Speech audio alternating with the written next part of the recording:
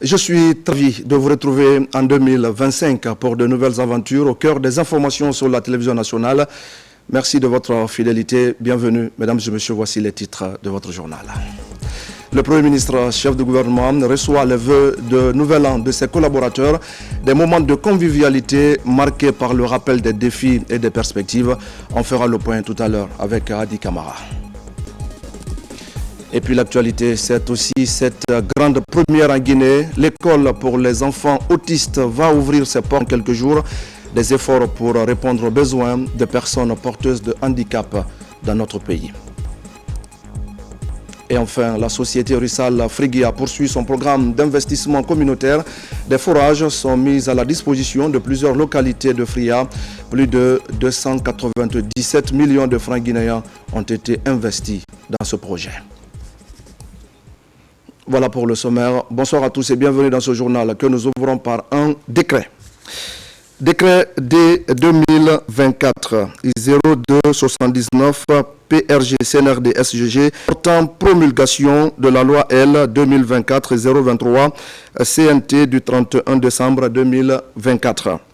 Le président de la République, vu la charte de la transition, vu la loi organique L 2012 CNT du 6 août 2012 relative aux lois de finances, vu l'ordonnance O 2021-001 PRG CNRD SGG du 16 septembre 2021 portant prorogation des lois nationales, des conventions, traités et accords internationaux en vigueur à la date du 5 septembre 2021. Vu le communiqué numéro 01 du Comité national du Rassemblement pour le développement CNRD du 5 septembre 2021 portant prise effective du pouvoir par les forces de défense et de sécurité décrète. Article 1er. Est promulguée la loi L 2024-023 CNT du 31 décembre 2024 portant loi de finances pour l'année 2025. Article 2. Le présent décret prend effet à compter de la date de sa signature et sera enregistré et publié au journal officiel de la République. Conakry, le 3 janvier 2025, signé Général Mamadi Doumbouya. Dans l'actualité, ces vœux de nouvel an au Premier ministre, chef de gouvernement, la section syndicale de la primature, adressés au nom du personnel, des vœux sincères de santé, de bonheur et de succès au Premier ministre ainsi qu'au chef de l'État. Le chef de gouvernement a pour sa part réaffirmé son souhait de maintenir une collaboration harmonieuse et constructive essentielle pour relever les défis. Adi Kamara. Présentation des vœux du nouvel an à la primature. C'est une cérémonie qui mobilise le cabinet, les conseillers, les services rattachés et l'ensemble des travailleurs de l'institution. Présidée par le Premier ministre, chef de gouvernement Amadou Ouriba. Une occasion pour le secrétaire général du syndicat par intérim, Almami Ousmane Kobole Keita, de saluer les différentes initiatives prises par le Premier ministre dans le cadre de l'amélioration des conditions de vie et de travail du personnel de la primature. Monsieur le Premier ministre, nous vous remercions sincèrement au fond du cœur pour votre engagement constant en faveur du bien-être des travailleurs de la primature. C'est avec votre capacité managériale que nous avons enregistré plusieurs avancées significatives au cours de l'année 2024. On peut citer entre autres l'attribution de 5 places pour le pèlerinage chrétien, une première à la primature. Ces acquis témoignent de l'importance que vous accordez au dialogue social et à l'amélioration des conditions de vie et de travail des agents. Nous souhaiterions insister sur la nécessité de formaliser un plan annuel de formation adossé au plan d'action stratégique de la primature. À la primature, chaque maillon de la chaîne doit être efficace et dynamique pour contribuer à renforcer la notoriété de cette institution qui coordonne les activités du gouvernement. En ce qui concerne la formation, nous allons développer cela par différents biais. Pas simplement des formations en relation avec l'extérieur, mais des formations en interne avec, disons, des animations où tous les assistants seront associés, et j'allais dire, manu militari. On va vous obliger à vous développer en étant exigeant sur vous-même. Et monsieur le conseiller principal, ça fait des mois qu'on en parle, on mettra ça en place. Au-delà de la primature, même les autres qui sont dans les autres secteurs de l'administration publique. Je ne vais pas m'avancer sur ça, mais je tiens pour qu'on puisse relever le défi de moderniser, de rendre efficace et efficiente notre administration. On ne doit pas utiliser la formation comme dose homéopathique, mais de manière forte pour avoir une masse critique capable de contrebalancer les autres méfaits qui existent. J'aurai à développer cela de manière précise, certainement au début du mois de février. Le Premier ministre rappelle que le traitement des dossiers administratifs doit obéir à des normes et principes qui assurent la fluidité et l'efficacité dans la gestion. Dans l'actualité encore, le processus de collecte des condamnations pénales se poursuit en Guinée. Après la collecte de plus de 2600 condamnés dans les juridictions de la Basse-Guinée, la mission du casier judiciaire central boucle l'étape de la moyenne Guinée. L'équipe a réussi à collecter 2900 condamnés. Il s'agit là de connaître désormais les antécédents judiciaires des demandeurs du casier judiciaire dans notre pays. Tcherno Younoussaba. Le processus vise à recenser et documenter toutes les condamnations pénales à travers le pays. Dans les juridictions de la Moyenne Guinée, la mission du casier judiciaire central a collecté 2900 condamnations définitives. À terme, cette collecte sera consignée dans une base de données pour éviter de délivrer un casier judiciaire vierge à une personne condamnée.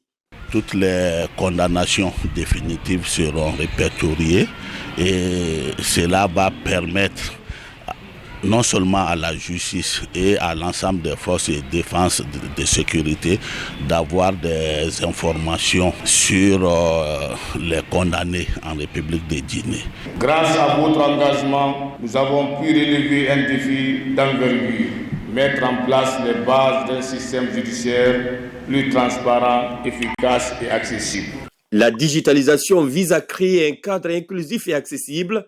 Il s'agit de répondre aux normes internationales de gestion des données judiciaires. Le casier judiciaire était délivré par la juridiction du lieu de naissance. Mais la digitalisation est la solution parce que pour l'obtention du casier judiciaire, il y était vraiment des désagréments que les citoyens rencontraient. Avec la digitalisation, ces désagréments vont disparaître. Le casier judiciaire sera pris par le citoyen désormais partout où il se trouvera sur le territoire national. Les condamnations de la Basse et Moyenne Guinée sont désormais intégrées dans la base de données.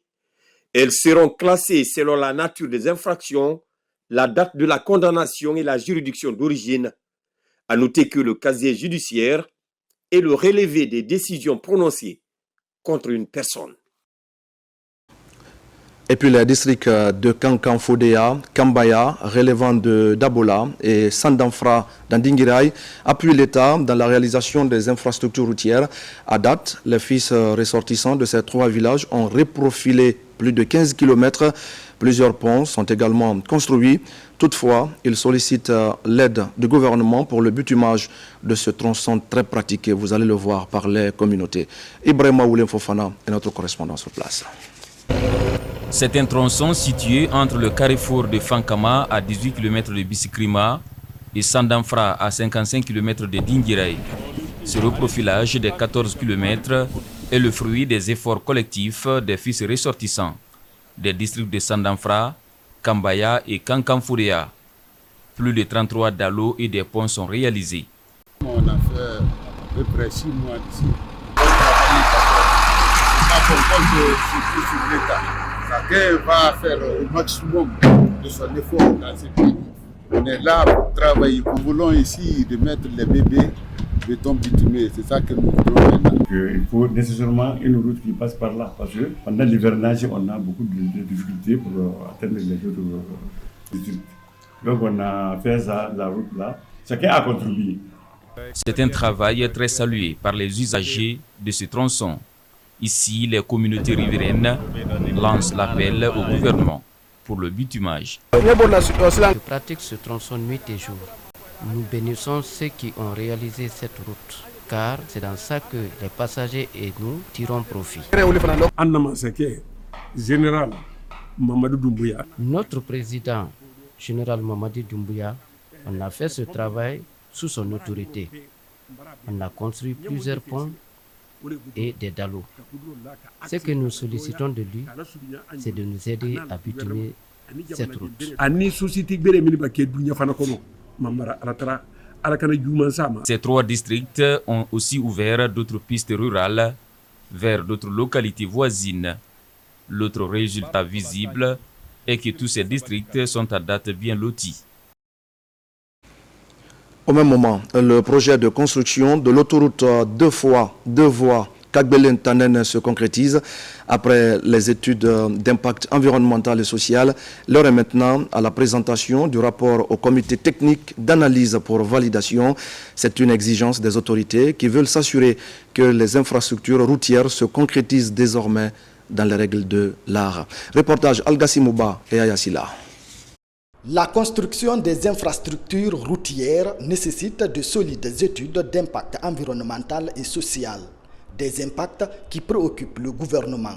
Ici, le comité technique d'analyse du projet de construction de l'autoroute 2 voies Kagbelen-Tanene, long de 45 km, et les promoteurs se retrouvent. Une manière d'échanger sur le rapport de l'étude pour la validation. Le promoteur a recruté un bureau d'études. Et ce bureau d'études qui était en charge ici de la réalisation de l'étude d'impact environnemental. Et ces études d'impact environnemental a été réalisées et ces études environnementales maintenant doivent être soumises à l'approbation ici des CTAE. Et c'est ce comité qui se chargera de la recevabilité ou du rejet de ce projet. À travers cette projection, tous les aspects techniques, sociaux et environnementaux sont présentés ici pour une large compréhension et de précision du comité. Mais la procédure, elle est standard et légale. Il faut que l'autoroute, la construction qui va toucher la nature, qui va perturber certains écosystèmes, il faut tenir compte des mesures d'atténuation, des mesures d'évitement, des mesures de compensation s'il y en aura. Donc c'est pourquoi cette procédure légale, nous saluons, en plus d'être une étude, mais c'est une mesure de prévention des problèmes, mais également de gestion.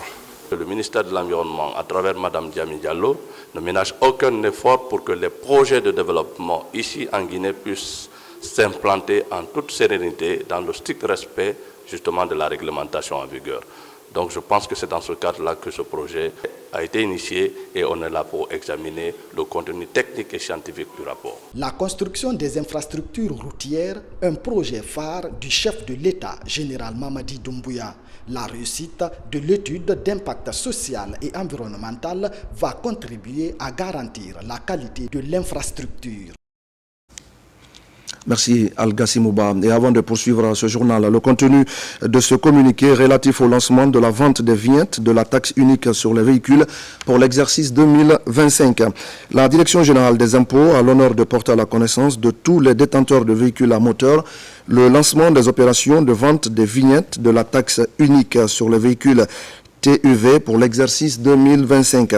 À cet effet, elle informe tous les usagers concernés que la vente libre des vignettes sans pénalité a débuté le 1er janvier 2025 sur l'ensemble du territoire national et se poursuivra jusqu'au 31 mars 2025, délai de rigueur.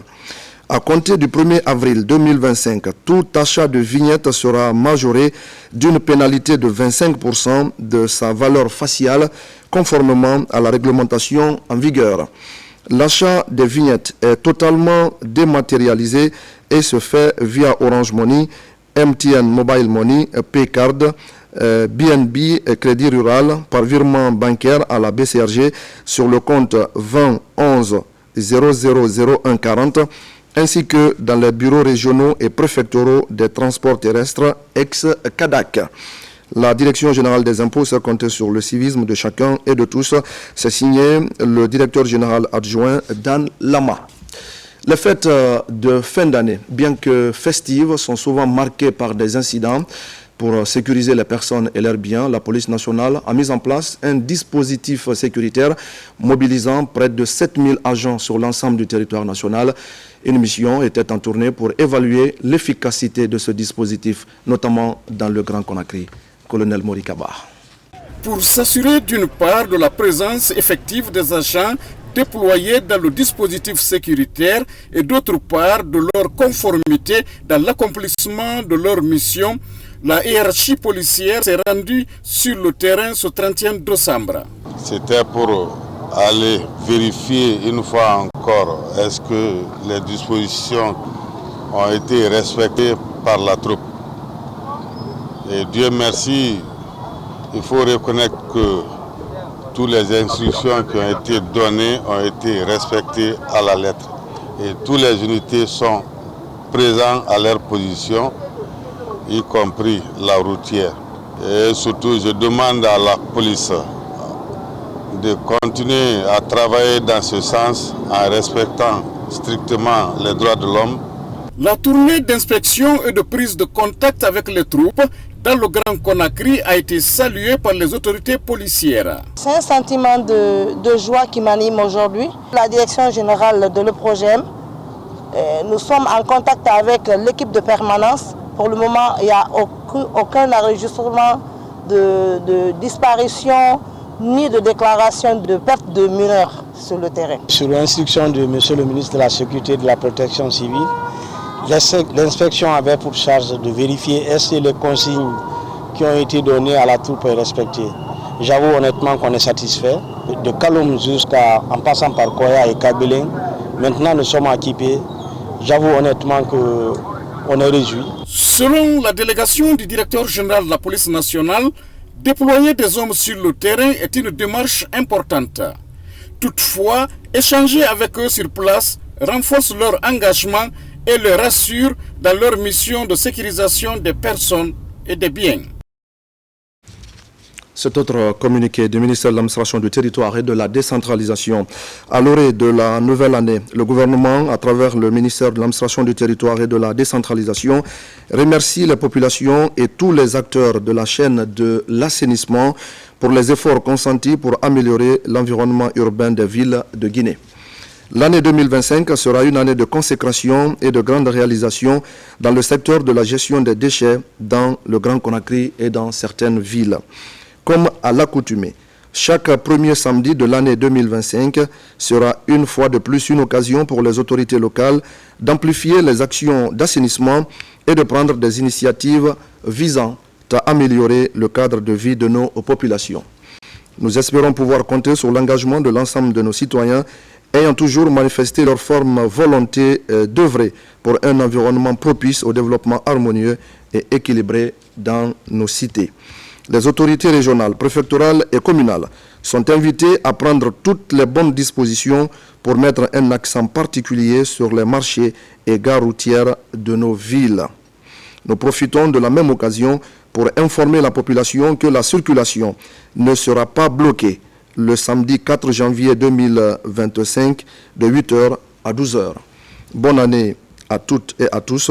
Conakry le 3 janvier 2025, signé général 2e section, Elhadj Ibrahima Khalil Kandé, ministre de l'administration du territoire et de la décentralisation. Et puis de nouveaux points d'appui pour le district de Kolenda et la sous-préfecture de Kourémalé dans la préfecture de Séguéré. L'infrastructure vient d'être inaugurée et mise à la disposition du commandement du bataillon d'infanterie de Séguéré. Objectif, assurer la protection des populations de ces localités et accroître la vigilance le long de nos frontières.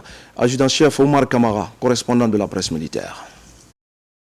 Le district de Kolenda, dans la sous-préfecture de Doko et de Kourémalé, relevant de la préfecture de Sigiri, bénéficie de nouveaux points d'appui PA. L'édifice est composé de dortoirs, de magasins, de toilettes, de logements, de châteaux d'eau et de la place d'armes. L'infrastructure est inaugurée par la hiérarchie militaire et mise au service des hommes du bataillon d'infanterie de Sigiri. Nous avons été dotés de ces infrastructures pour nous permettre de bien mener nos opérations le long des frontières. Nous ne pouvons que nous réjouir et remercier l'autorité. Ce bâtiment est un outil au service de ses valeurs, un espace qui favorisera à la fois l'excellence opérationnelle et la cohésion de vos équipes. Que ce soit pour les entraînements, la préparation aux missions ou les moyens de partage et de camaraderie. Ce lieu sera un pilier de votre quotidien. Il renforcera votre capacité à relever les défis, à vous préparer aux engagements d'aujourd'hui et de demain. Fortement mobilisés pour la circonstance, les autorités préfectorales, les habitants de Kolenda et de Kuremale n'ont pas manqué d'exprimer leur satisfaction aux autorités guinéennes pour les nombreuses réalisations en faveur de leur localité. Nous remercions tous ceux qui ont contribué de près ou de loin pour la réalisation de ce projet. Notre mission, nous les militaires, c'est la sécurité de la population et leurs biens avant tout. Aujourd'hui, toute la population de Kuremale est fière vraiment des grandes initiatives du gouvernement de CNRD, en sa tête le général d'armée Mamadi Doumbouya. Ce PA nous permettra de bien sécuriser la frontière. Ces infrastructures permettront à nos soldats d'être dans le confort, de remarquer leur présence dans la partie de la frontière et assurer la protection de la population et leurs biens. Et veiller surtout le mouvement inhabituel. C'est par une prestation artistique suivie de prières et bénédictions pour la paix et pour une transition apaisée que cette cérémonie d'inauguration et de remise des clés a pris fin ici à Kuremale. Et de Sigiri, nous allons prendre maintenant la direction de Kouroussa, où le ministre de la Santé et de l'Hygiène publique est venu s'imprégner de l'état d'avancement des travaux d'extension de l'hôpital préfectoral. Les travaux lancés depuis des années étaient bloqués au niveau de la finition. Un nouveau délai a donc été accordé pour l'achèvement de ce chantier. Compte rendu, Mohamed Mpati Kamara et Terno Maroufba. L'hôpital préfectoral de Kouroussa, avec ses bâtiments construits pendant la Première République, ne répond plus aux normes actuelles d'une structure sanitaire devant assurer une bonne prise en charge. Depuis 2019, il est lancé l'extension de cet établissement. Avec la nouvelle configuration, la structure aura de nouveaux compartiments comme un plateau technique moderne, une nouvelle maternité, un laboratoire et des logements. En visite dans la région, le ministre de la Santé est venu constater de près l'avancement des travaux.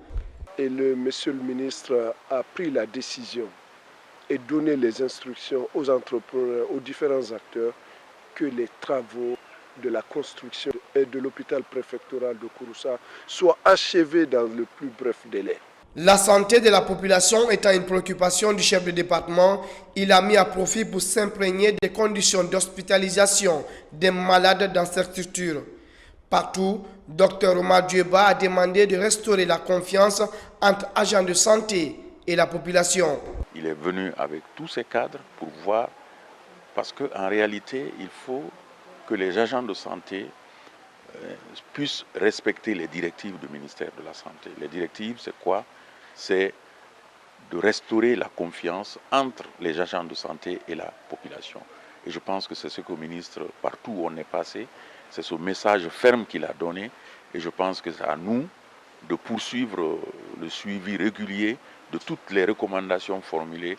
Comme à Mandiana, Sigiri et Kouroussa, le problème du personnel médical et le manque d'équipement par endroit ont été notifiés au ministre de la Santé et des dispositions sont annoncées pour corriger les demandes des communautés. Et puis l'hôpital préfectoral de Mandiana vient de recevoir un important lot d'équipements sanitaires. C'est un geste du gouvernement guinéen en partenariat avec le projet Suède. Ce geste vise à accroître les capacités opérationnelles du personnel soignant de cet hôpital préfectoral. Des précisions avec Elhadj Fodé Bangali Fofana. De nouveaux équipements sanitaires pour l'hôpital préfectoral de Mandiana. Il s'agit d'une clinique mobile, d'une ambulance, d'une bouteille d'oxygène, d'une lampe chauffante qui aide à diminuer la mortalité des nouveau-nés et d'une couveuse, mais aussi des frigos pour accroître la capacité d'accueil des corps à la morgue. Ces équipements sanitaires de dernière génération pour le personnel soignant de l'hôpital préfectoral sont le fruit du partenariat gouvernement guinéen et le projet Suède. Des équipements qui viennent apporter une réponse adéquate à un besoin essentiel des communautés. C'est un sentiment vraiment de satisfaction. Notre ministre était venu dans la préfecture de Mandiana pour encore nous légitimer dans le travail de tout ce que nous faisons de tous les jours. Merci à Monsieur le Président. À cette remise solennelle, l'autorité préfectorale a insisté sur l'utilisation rationnelle de ces équipements au grand bénéfice des populations. Nous savons, Mandiana est une préfecture dont les sous-préfectures sont un peu éloignées.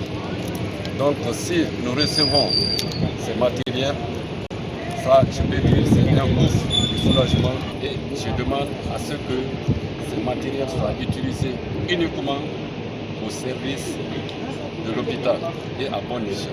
En raison de ses potentialités agropastorales et aurifères, la préfecture de Mandiana abrite de nombreuses communautés, le plus souvent difficiles d'accès à cause de la grande distance ou du mauvais état de la route. La disponibilité de cette clinique mobile et de cette ambulance à l'hôpital préfectoral constitue un signe de rapprochement supplémentaire entre la population et le système sanitaire. Une question à présent dans ce journal. Comment protéger la biodiversité et empêcher les conflits dans le paysage Bafing-Falémé? C'est une priorité essentielle pour les autorités guinéennes ainsi que pour les partenaires. Une équipe du projet et les responsables de la région de l'Abbé étaient récemment sur le terrain. C'est une mission de suivi et d'évaluation des acquis qui intervient après 4 ans d'activité dans les zones du paysage Bafing-Falémé. Ablé Diallo et Sarafdine Diallo pour des explications. Estimé à 38 km², les 4 forêts qui entourent le fleuve Sénégal et celui de la Gambie ont une importance inestimable dans la sous-région. Dans le but de lutter de façon durable contre toutes les formes de dégradation de la faune et de la flore, des écovillages sont créés par le projet de gestion intégrée des ressources naturelles du paysage Bafing-Falémé avec l'appui des partenaires. L'objectif principal qui nous a amenés ici, c'est de renforcer la visibilité du projet pour que les différentes parties prenantes puissent voir ce qui est déjà réalisé et essayer d'identifier comment est-ce qu'il faut apporter des solutions de pérennisation. Ici à Fodéa, l'un des éco-villages, une mission mixte du projet et autorité vient évaluer les acquis du projet après quelques années d'existence. Un village des braconniers qui est installé, transformé en éco-village, où désormais tous les habitants du village connaissent pourquoi ils vivent sur cette terre. Je dirais que la protection de l'environnement est désormais une réalité. À date, il faut vraiment remercier les cadres, les agents de ce projet, parce qu'ils sont dans l'esprit même de la conservation des ressources naturelles de ce paysage. Aujourd'hui, c'est un ouf de soulagement pour les citoyens, surtout les femmes et les jeunes. Ces deux entités ont bénéficié non seulement des formations sur la vie associative et culturelle, mais aussi des infrastructures de développement social de base. Fodéa, c'était un petit village tellement démuni qu'il vivait sur le dos des autres. Mais depuis que le projet est là, on ne le voit plus. Aussi que leur situation de vie a changé. Nous prenons l'engagement de protéger l'environnement et ses habitants et aussi pérenniser tous les acquis du projet. Grâce à l'appui combiné du FEM et du PNUD, les bénéficiaires s'engagent à la pérennisation et le respect des protocoles d'accord portant protection de l'environnement et ses habitants.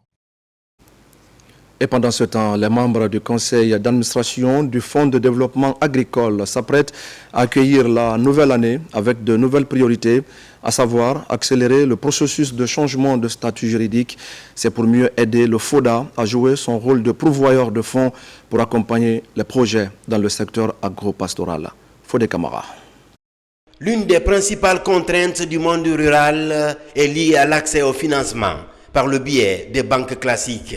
Un dysfonctionnement que le gouvernement s'évertue à corriger en redynamisant le Fonds de développement agricole. Pour aller de l'avant, les membres du conseil d'administration du Fonds de développement agricole s'attellent à analyser le bilan du dernier semestre de 2024 et redéfinir un nouvel agenda pour l'année 2025.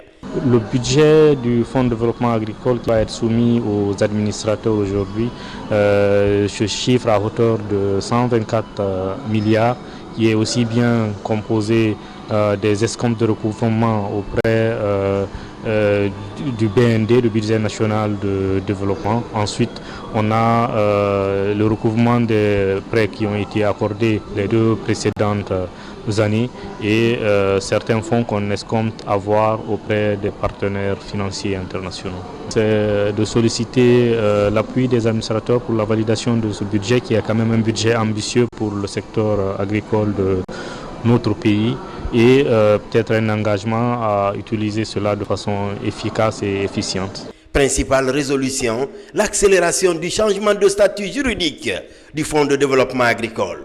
Pour plus d'indépendance financière. Le général d'armée, le président Mamadi Doumbia, a souhaité que l'agriculture soit le premier pilier dans cet objectif, dans cette vision de diversification de l'économie guinéenne. Donc, dans cette perspective, cette deuxième session du conseil d'administration du FODA va mettre l'accent sur ce changement de statut en perspective afin de pouvoir capter tout le potentiel du projet Simandou de la vision 2040 dans la réalisation du gigantesque projet de Simandou. Cette revue périodique des activités permet aux membres statutaires du conseil d'administration du FODA de jouer pleinement leur rôle de veille et de conseil pour l'amélioration de la gouvernance. Et puis, mesdames et messieurs, vous le savez, depuis quelques années maintenant, le département de l'enseignement technique, de la formation professionnelle et de l'emploi est en train de migrer vers une nouvelle approche, appelée approche par compétences. Et pour atteindre justement les résultats escomptés, les formateurs des établissements d'enseignement technique de la région forestière sont à l'école de perfectionnement. La formation est conduite par l'école normale des professeurs de l'enseignement technique et professionnel. Lancé Kamisoko. Dans cette salle du CFP de Zirekoré, ces formateurs des établissements d'enseignement technique de la région forestière se remettent à niveau sur la méthodologie pédagogique. En lieu et place de la pédagogie par objectif, l'approche par compétence est introduite. Elle privilégie la participation de l'apprenant au cours. Avant, on considérait que la pédagogie par objectif, c'est seulement le maître qui était le détenteur du savoir. Mais maintenant, avec l'approche par les compétences, on place l'apprenant au centre de son apprentissage. C'est-à-dire lui-même, il contribue. Ça veut dire que l'enseignant est là pour juste aider. C'est un coach, c'est un facilitateur. Il est donc question ici de renforcer les compétences pédagogiques des formateurs des différentes écoles professionnelles afin d'atteindre les objectifs visés par le département des tutelles. Vous savez que Madame la ministre, depuis qu'elle est là, elle donne des impulsions réformatrices en matière d'amélioration de la qualité de l'enseignement technique et de la formation professionnelle. Parce que c'est un enjeu majeur pour nous. Madame nous enjoint d'être aux côtés de notre clientèle, que sont les formateurs. Un formateur bien formé est un formateur qui va bien former le jeune qui demain sera amené à travailler au sein des entreprises, des industries nationales. Une remise à niveau à tout moment du personnel enseignant. Ça permet vraiment de rehausser et de qualifier le niveau de l'enseignement technique et de la formation professionnelle. Au total, plus de 30 formateurs des établissements d'enseignement technique et professionnel bénéficieront de ce renforcement de capacité dans la région administrative de Zirekoré. Et je le disais tout à l'heure, au sommaire de ce journal, c'est une autre grande avancée dans la prise en compte des préoccupations des personnes porteuses de handicap. La Guinée vient en effet de se doter de sa toute première école pour enfants autistes. L'établissement ouvre ses portes le mois prochain. Il vient répondre à l'épineuse question de la prise en charge et de l'enseignement des enfants qui se trouvent dans cette situation.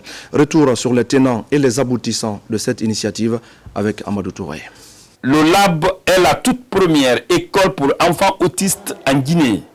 La fondatrice est mère d'un jeune homme vivant sous le spectre de l'autisme qui est considéré comme un trouble du neurodéveloppement caractérisé par des difficultés dans les interactions sociales et la communication.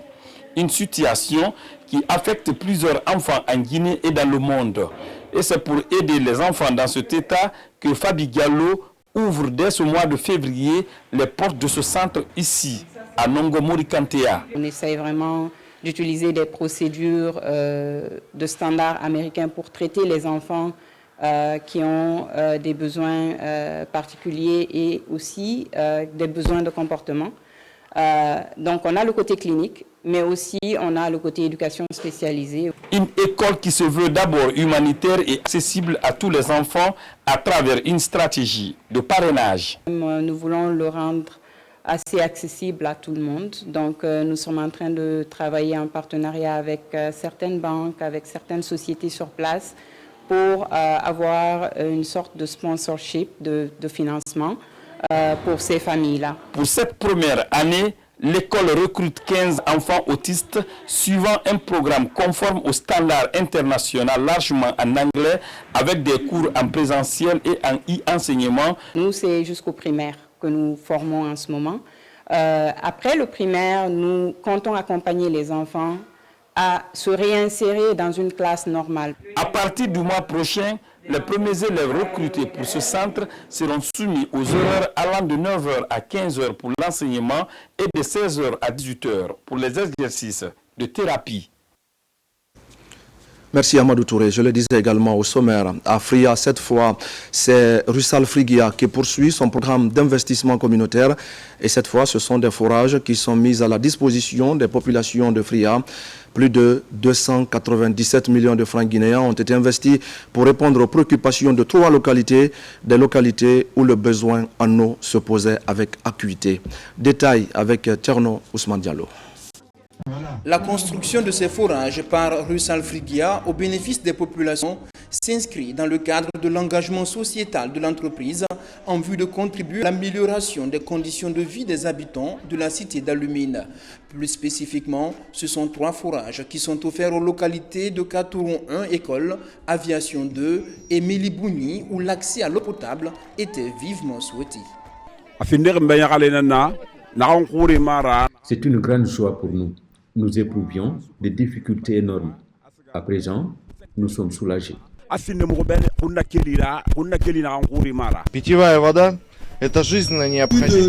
297 millions de francs guinéens ont été investis dans la construction de ces ouvrages. Grâce aux efforts de Russal Frigia, 15 puits d'eau potable ont été construits et équipés ces dernières années, fournissant de l'eau potable à des milliers de citoyens dans les zones rurales.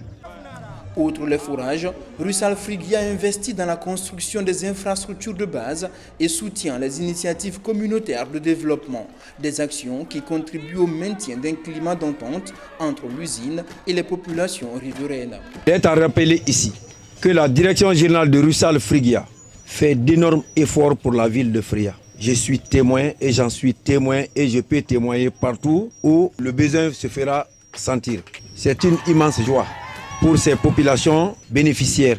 Comme dirait l'autre, l'eau c'est la vie. En étroite collaboration avec les responsables locaux, Russal Frigia identifie les besoins des communautés et poursuit ses investissements sociaux en faveur de toutes les couches sociales et améliore progressivement le cadre de vie.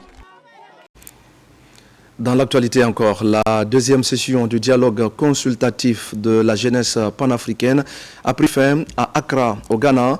Plus de 150 pays étaient présents à ce rendez-vous qui s'est donné entre autres objectifs de réactualiser la Charte africaine de la jeunesse.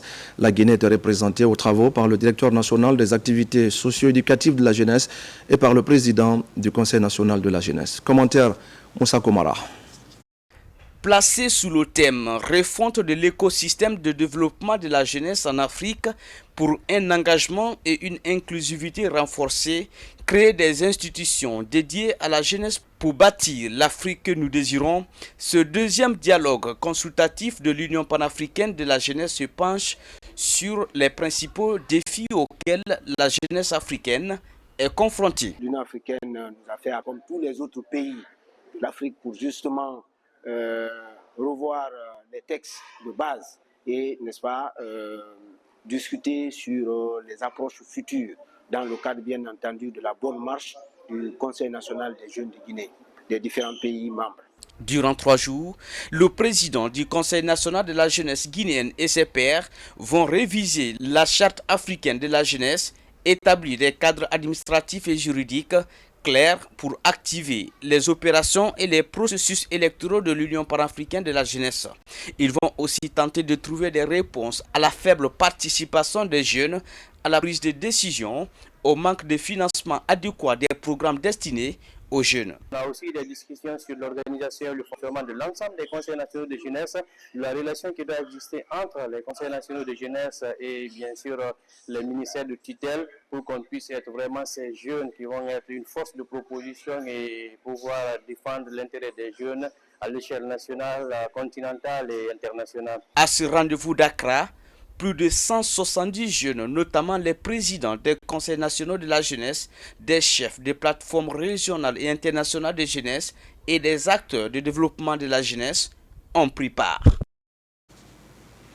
Retour en Guinée pour dire que la Société des eaux de Guinée s'engage à fournir de l'eau potable de qualité aux consommateurs en 2025. L'annonce a été faite récemment à Mamou à l'occasion de la tenue de la revue budgétaire de 2024 des centres de l'intérieur de la SEG. Les moments forts de cette rencontre avec Mamadou Paté-Baldé, notre correspondant dans la région. En Guinée, la desserte en eau potable a connu une chute vertigineuse en 2024. Pour remédier à ces difficultés, la Direction générale de la Société des eaux de Guinée a réuni récemment à Mamou les cadres et techniciens des centres de l'intérieur du pays. Ils ont eu une semaine pour échanger sur les enquêtes budgétaires de l'année écoulée, les difficultés rencontrées et les possibilités d'étendre le réseau de distribution de l'eau potable à travers le pays. Le prix de l'eau reste fixe, qui fait aujourd'hui que nous produisons à 1 mètre cube à 8 000 francs, mais nous vendons 7 mètres cubes la tranche sociale à 4 000. Qui fait aujourd'hui que ce gap-là n'a pas été compensé par une structure. Soit l'État pouvait nous aider à subventionner au moins le carburant ou les produits de traitement. Ces subventions-là reçues pourront nous permettre vraiment de continuer à donner de la population. Au niveau de la qualité de l'eau, nous avons des difficultés. On ne peut pas donner de l'eau non potable à la population. Et pour donner de l'eau potable à la population, il nous faut des intrants pour pouvoir traiter de l'eau. Et à ce niveau aussi, la SEG a des sérieux problèmes. Selon les experts et consultants, certains facteurs comme le déficit tarifaire, le manque d'investissement et la vétusté des installations par endroits ont fortement impacté le secteur, entraînant du coup la baisse de la production. Sachez que des mesures sont déjà prises, tout a été évalué et nous fondons l'espoir et nous donnons la garantie que l'année 2025 verra d'une manière ou d'une autre une solution à ce problème. Pour élever le débit, la Société des eaux de Guinée entend déployer de gros investissements et des travaux afin d'améliorer la desserte en eau potable dans tout le pays. C'est un autre constat, un constat dans le bon sens. Les jeunes Guinéens s'intéressent de plus en plus à l'entrepreneuriat. En ce début d'année, 6 jeunes entrepreneurs reçoivent des prix au regard de la pertinence de leur projet. Ce concours est organisé chaque année par la plateforme Jeunes Entrepreneurs Solidaires. On fait le point avec Sam Maratolno. Ils sont 6 jeunes parmi la centaine à être sacrés meilleurs entrepreneurs au cours de l'année 2024. Une distinction de la plateforme Jeunes Solidaires qui récompense les jeunes ayant développé les meilleurs projets. Parmi ces lauréats, Mbalia Kanté. Elle remporte le prix de la meilleure entrepreneur en situation de handicap. Cela me fait la joie et je demande mes amis encore de prendre courage comme moi j'ai fait et ne pas penser qu'il n'y a pas de travail sauf manger. J'ai fait l'entrepreneuriat en situation de handicap. Accompagner les jeunes par la formation afin de devenir de véritables entrepreneurs sociaux capables de trouver des solutions innovantes, applicables et respectueuses des normes environnementales est la mission de la plateforme Jeunes Solidaires. Ce concours, c'est une manière pour notre organisation, la plateforme Les Jeunes Solidaires, d'encourager les jeunes entrepreneurs que nous formons depuis maintenant plus de 6 ans. Aujourd'hui, en tout, on a plus de 867 personnes que nous avons formées, que ce soit en création d'entreprise, en gestion d'entreprise, mais aussi des formations techniques comme c'est que la saponification, la teinture, la pâtisserie et plusieurs d'autres. Le projet qu'on développe actuellement porte sur l'occupation saine de la jeunesse. Donc, lorsqu'on voit des jeunes initier de telles activités, on est obligé de venir rapporter tout notre concours, toute notre contribution, parce qu'on est en train d'exercer un pan qui relève de nos champs de compétences. Et par rapport à ce concours, sachez que depuis le début du projet, on a délégué un point focal pour apporter l'assistance technique et organisationnelle à la structure Jeunes Solidaires afin que ce concours puisse se passer dans les conditions les meilleures. Démarré depuis 2019, le concours Jeunes Entrepreneurs Solidaires vise également à créer l'émulation entre les jeunes dans une perspective de renforcement des capacités et de promotion de l'entrepreneuriat jeune en Guinée. Et on va parler maintenant de la lutte contre les mutilations génitales féminines. Cette lutte qui s'intensifie dans la région de Kindia, dans la sous-préfecture de Madinaoula par exemple. Plus de 20 communautés villageoises viennent de réaffirmer leur adhésion collective à cette initiative. L'action est appuyée par la Fédération Mounafani de Kindia et ses partenaires techniques et financiers. Marwan Kamara, Fana Labaya Kamara. Dans la sous-préfecture de Madinaoula, préfecture de Kindia, plus de 20 communautés villageoises se sont rassemblées pour dire non au VBJ. À travers le sketch, elles réaffirment leur détermination collective à œuvrer pour l'abandon du couteau et le mariage précoce.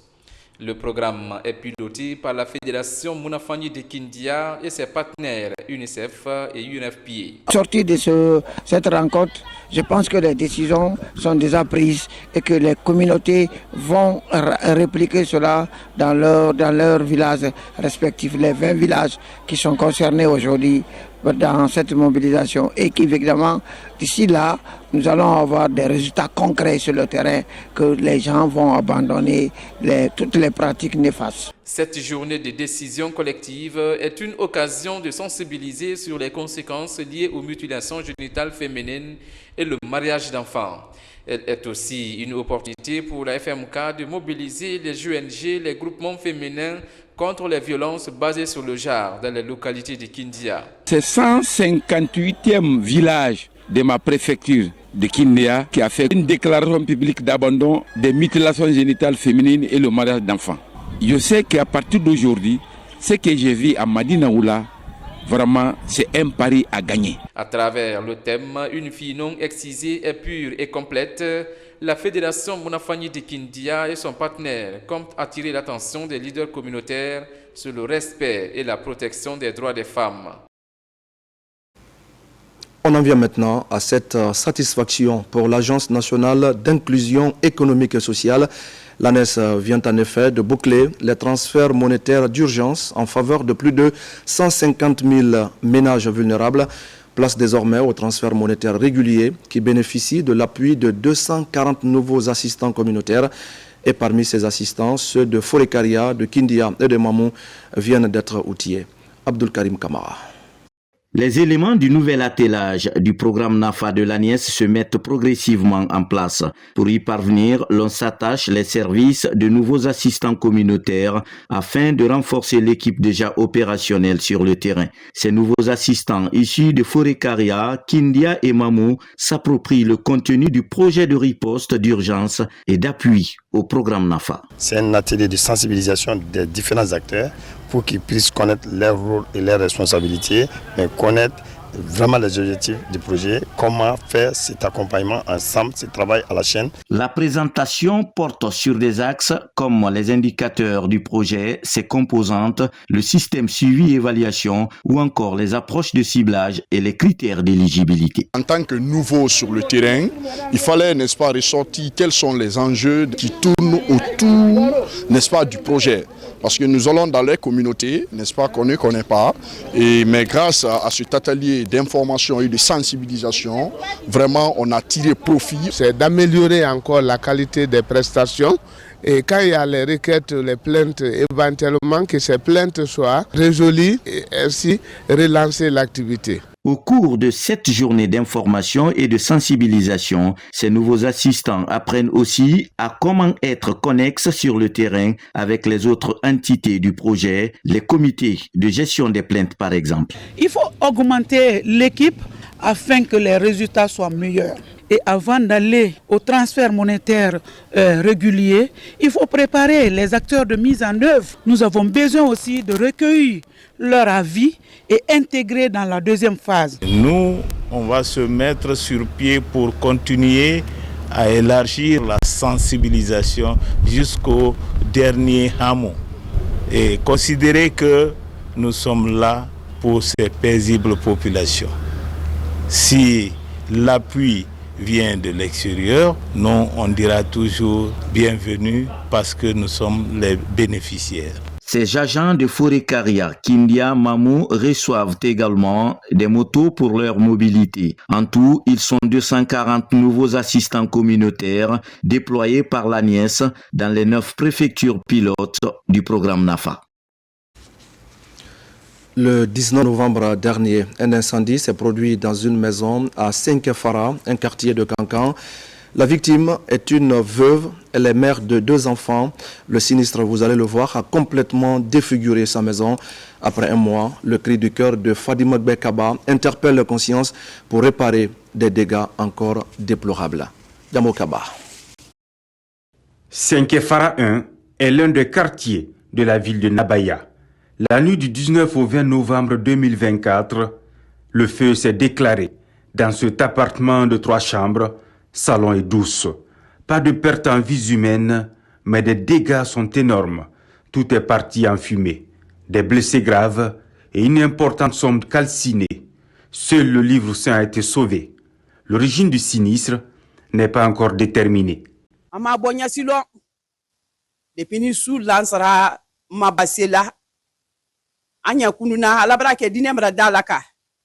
Jusqu'à présent, on ne maîtrise pas les causes de cet incendie. Ce jour-là, on se réveille à 4 heures du matin pour tenter d'éteindre le feu. Nos pleurs et cris ont mobilisé aussitôt les voisins pour sauver mes 2 enfants.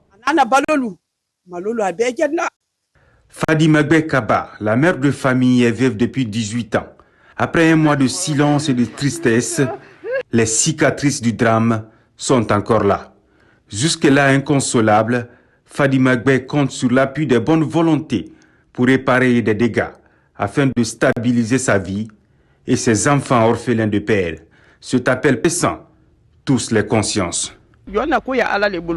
Que l'âme de mon défunt mari repose en paix. La volonté divine s'appelle à accepter. Quels qu'en soient vos moyens, aidez-moi. Même si l'émotion est toujours immense au sein de cette concession défigurée, des réactions de soutien pour tourner la page de cet incendie seront des bienvenus pour remonter le moral de Fadima Bekaba, la veuve, et ses enfants qui n'ont aucun abri pour le moment. Ceci est donc un appel au soutien. Mesdames et messieurs, c'est la fin de ce journal. Merci à tous de l'avoir vu. Je vous retrouve lundi dès 13h pour d'autres actualités de la Guinée, notre paradis, terre de richesse et d'innovation. D'ici là, je vous souhaite à tous de passer une belle soirée en compagnie de nos programmes.